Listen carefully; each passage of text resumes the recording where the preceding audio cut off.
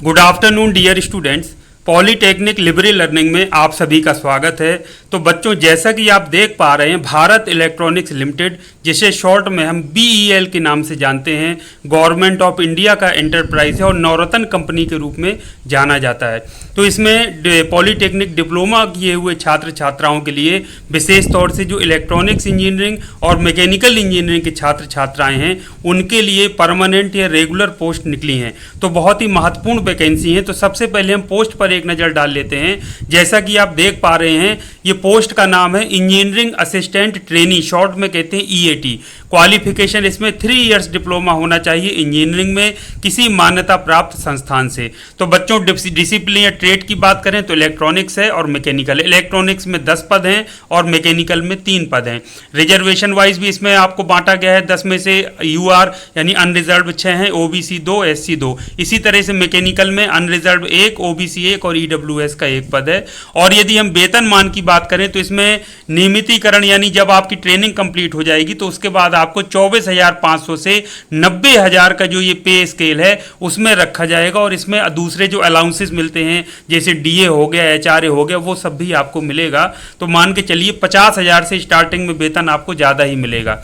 लेकिन इसमें एक चीज़ और है, 6 महीने तक का इसमें ट्रेनिंग पीरियड भी रखा गया है। जैसा कि यहाँ पर लिखा है, आप देख पा रहे हैं कि 6 माह का जो ट्रेनिंग पीरियड होगा उसमें आपको स्टाइपेंड दिया जाएगा जो कि 10,000 रुपये प्रति माह होगा। उसके बाद ट्रेनिंग सक्सेसफुली जब आप कंप्लीट कर लेंगे और वहाँ जो टेस्ट होते हैं वो कंप्लीट कर लेंगे तो फिर आपको रेगुलर पे स्केल्स पर, जैसा कि ऊपर मैंने आपको बताया है, उस पर आपको रख दिया जाएगा।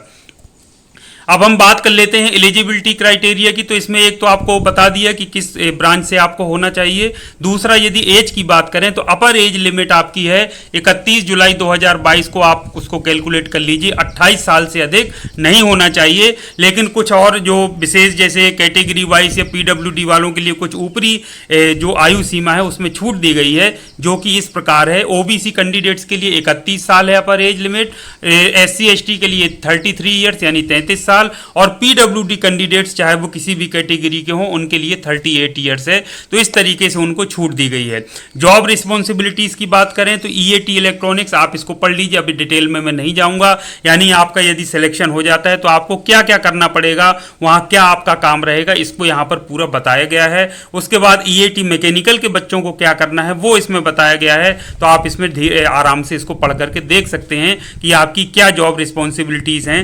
और उसके बाद एजुकेशनल क्वालिफिकेशन का मैंने आपको बता दिया। मार्क्स की बात कर लेते हैं। फाइनल जो मार्क्स आपके होना चाहिए EAT के लिए, जनरल, EWS, OBC कैंडिडेट्स के लिए 60% एग्रीगेट, और SC ST PWD का यदि स्टूडेंट है तो उसको 50% एग्रीगेट होना चाहिए। यदि एक्सपीरियंस यानी अनुभव की बात करें तो निल यानी फ्रेशर कैंडिडेट जो इस बार परीक्षा दिए हैं, उनका रिजल्ट आने वाला है या आ चुका है, तो वो भी बच्चे अप्लाई कर सकते हैं। एक जो महत्वपूर्ण कंडीशन इसमें है वो आप देख लीजिए, जिसको बच्चे बहुत इग्नोर करते हैं और बहुत हल्के में लेते हैं, बताने के बाद भी ध्यान नहीं देते हैं। Registration in UP employment exchanges mandatory, यानी सेवा योजन जो पोर्टल है यूपी गवर्नमेंट का, उसमें मैंने वीडियो बनाकर बताया था। फ्री ऑफ कॉस्ट रजिस्ट्रेशन है, मैंडेटरी है, चाहे प्राइवेट जॉब हो, जॉब मेला हो, गवर्नमेंट जॉब हो, उसमें रजिस्ट्रेशन अनिवार्य है। उसमें एक नंबर आपको मिलता है, वो आपका वैलिड होना चाहिए और एक्टिव होना चाहिए 31/8/2022 को। यदि इसके बिना यदि रजिस्ट्रेशन नहीं है तो आप उसके लिए पात्र नहीं है, ये जरूर ध्यान रखिएगा। इसमें आपको कंसीडर नहीं किया जाएगा। तो इसमें बच्चों जरूर करा लीजिए, वीडियो देख लीजिए, मोबाइल पे ही रजिस्ट्रेशन करा सकते हैं। इसको पहले से करा के रखिए, यदि इसमें समय लग गया तो आपकी इसमें वैकेंसी भी छूट सकती है। इसीलिए इसमें इस तरीके की चीज़ों में आप जरूर ध्यान दीजिए। मेथड ऑफ सिलेक्शन यानी कैसे सिलेक्शन होगा, तो इसमें देखिए लिखा है the eligible candidates will be required to appear for written test, यानी लिखित परीक्षा होगी, उसके आधार पर आपको फाइनल सिलेक्शन किया जाएगा। और उसके बाद जब सिलेक्शन हो जाएगा, शॉर्ट लिस्ट आपको कर लिया जाएगा, तो आपको डॉक्यूमेंट वेरिफिकेशन के लिए बुलाया जाएगा। ओरिजिनल डॉक्यूमेंट्स लेकर के आपको जाना रहेगा। फीस की बात कर लें तो फीस अब ये जो जनरल OBC SC और जो जनरल OBC और EWS कैटेगरी के छात्र छात्राएं हैं उनको 295 रुपीज़ फीस देना है, जो कि बहुत ज़्यादा नहीं है। और SC ST PWD या एक्स सर्विसमैन कोई कैंडिडेट है तो उसको फीस से मुक्त कर दिया गया है, यानी उनको 0 फीस देना है, यानी कि कोई भी फीस उनको नहीं देनी है। तो बहुत ही महत्वपूर्ण है, आप किसी भी कैटेगरी के हों अप्लाई जरूर करिए। जनरल OBC और EWS की फीस भी बहुत ज़्यादा नहीं है और SC ST PWD ex serviceman है तो कोई फीस देना ही नहीं है। बहुत अच्छी बात है, ऑनलाइन ये फीस जमा होगी, पूरा फॉर्म भी आपका ऑनलाइन भरा जाना है, SBI ई-कलेक्ट के थ्रू आप उसको कर सकते हैं। अप्लाई कैसे करना है, ये BEL की आपकी वेबसाइट है ऑफिशियल www.bel-india.in, इसमें ऑनलाइन लिंक दी गई है। उसकी 15 अगस्त 2022 से प्रारंभ हो चुका है ऑनलाइन आवेदन, उसको आप लोग आवेदन कर दीजिए। लास्ट डेट की हम बात कर लेते हैं कि लास्ट डेट इसकी कब है, तो इसको हम देख लेते हैं। इसमें बाकी जो पॉइंट्स लिखे हैं उनको भी आपको एक एक करके पढ़ लेना है। यदि आप कहीं नौकरी कर रहे हैं गवर्नमेंट या गवर्नमेंट अंडरटेकिंग कंपनी या डिपार्टमेंट में, तो आपको वहाँ से नो ऑब्जेक्शन सर्टिफिकेट यानी NOC भी लेकर के आना पड़ेगा, लाना पड़ेगा। तो बच्चों ये सारी चीज़ें, इसके अलावा जो जो डॉक्यूमेंट्स लगना है वो देखिए 1 2 3 4 करके लिखा है। कलर पासपोर्ट साइज फ़ोटो, जो भी आपके सर्टिफिकेट्स हैं, सारे के सारे जो कैटेगरी सर्टिफिकेट्स हैं जिससे आप बिलोंग करते हैं, सभी के सभी आपको स्कैन करके रख लेना है। ओरिजिनल अपने सामने रखे रहिए, सारा चीज़ आपको रखना है। ये आपकी स्टार्टिंग डेट है, महत्वपूर्ण तिथियाँ हैं। स्टार्ट डेट बताया आपको 15 अगस्त है, लास्ट डेट आपकी 5 सितंबर 2022 है यानी 5/9/2022 है।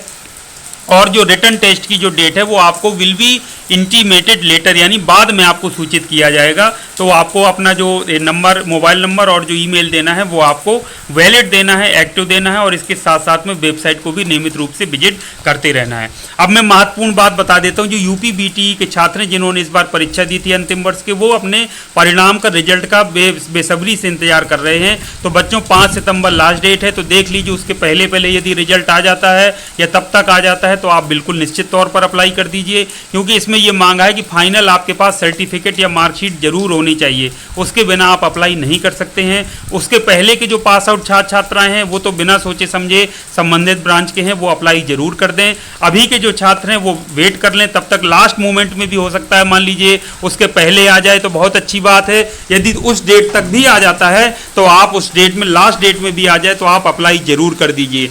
और बच्चों कई बार ऐसा भी हो जाता है कि किसी वजह से डेट भी बढ़ा दी जाती है, तो एक बार ये नहीं कि आपने देख लिया कि 5 सितंबर लास्ट डेट है तो आप उसके बाद पोर्टल ही विजिट ना करें, उसके बाद भी पोर्टल विजिट करिए, देख लीजिए शायद बढ़ गई वो डेट तो बहुत अच्छा है, तब आप अप्लाई कर दीजिए। तो उम्मीद का दामन थाम के रखिए, बनाए रखिए, रिजल्ट का वेट कर लीजिए इस बार के जो छात्र छात्राएं हैं, और अप्लाई इसमें जरूर कर दीजिए। बहुत अच्छी वैकेंसी है, अपनी तैयारी को बनाए रखिए। तो बच्चों वीडियो कैसा लगा जरूर बताइएगा। कोई और यदि आपके मन में कन्फ्यूजन, डाउट है तो कमेंट्स बॉक्स में कमेंट्स करके आप पूछ सकते हैं। इसी तरह के उपयोगी वीडियो के साथ मैं फिर आपसे मिलूंगा, तब तक के लिए थैंक यू वेरी मच। आप सभी का दिन शुभ हो।